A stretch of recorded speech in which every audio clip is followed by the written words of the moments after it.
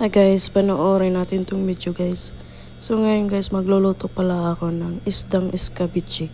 So una ko pala ang gagawin guys, preprituhin ko muna yung isda. Hanggang mag-crispy ito guys. So ilagay muna natin tong isda dito sa kawali na may mainit na oven. Ngayon baliktarin na natin to guys. Tinahanan ko lang pala yung apoy para pagbaliktad ko hindi magtalsik-talsik yung oil sa mukha. Ayan. O diba? Dapat baliktarin mo, luto na siya para hindi didikit ito sa kawali. Hindi siya masisira. Ayan. Todo check ako guys para malaman ko kung luto na ba.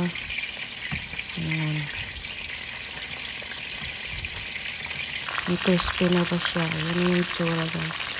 Maluto na ito guys. Tatanggalin muna natin guys. Ilagay muna natin ito sa plato. I-drain muna natin yung oil. Ayan. 4 kapiraso lang pala ito guys. So ngayon, maglagay na tayo ng oil sa kawali at prituhin natin itong onion at saka garlic.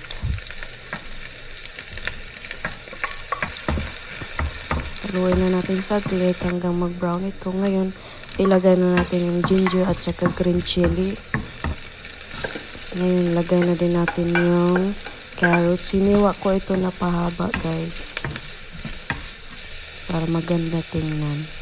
Ngayon, naglagay na ako ng 2 tablespoons na soy sauce. Then, naglagay rin ako ng 1 cup na tubig para hindi masusunog yung soy sauce natin. Lagyan agad ng tubig at saka haluin na. Tapos maglagay din ako ng 1 teaspoon na salt dyan.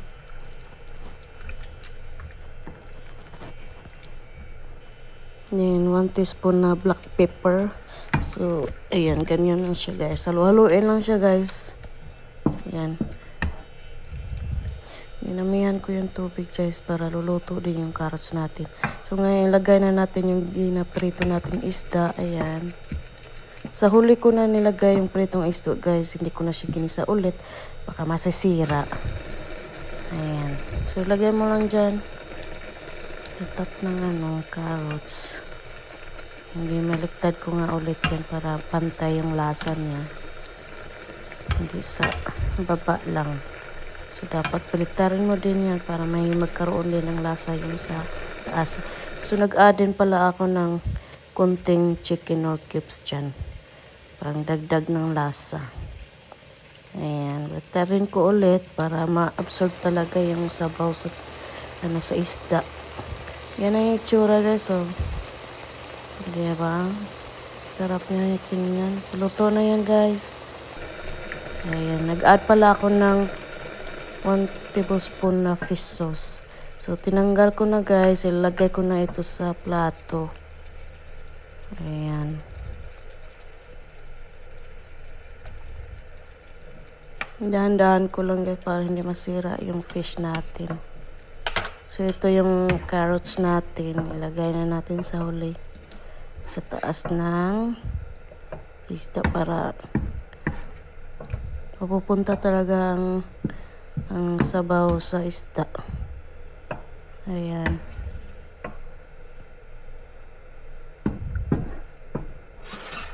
Ibuhos na lang natin to dito para madali.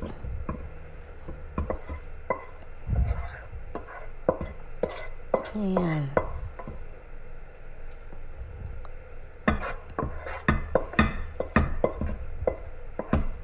Yan na pala itsura niya guys. So ngayon guys, titikman na natin guys yung escabeche natin. Isdang escabeche. Ayan. O diba? Crispy yan guys. Ang sarap kaya nito guys. O masarap. Sobra. Nakakamiss kaya ito guys. Matagal na kaya ako hindi nakakain ng isda.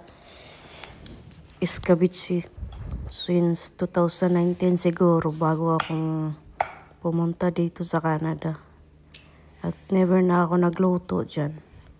Kasi sa Pinas, mabibili lang kasi yan sa mga karinderya. Dito sa Canada, wala naman yan dito. Kailangan ka pa maghanap ng ingredients. Ngayon, pag-isipan ko, ang buti saan magbili ng isda. Mabilis lang pala siya. Nakahanap ako agad ng isda dito. Ayan yung itsura guys. Kinukutsara ko na guys. Ayaw ko hawakan yung kamay. Madudumihan yung kamay ko yan. Kinukutsara ko na lang. Struggle is real talaga. Pero masarap naman guys. Sige ko guys. Bye-bye.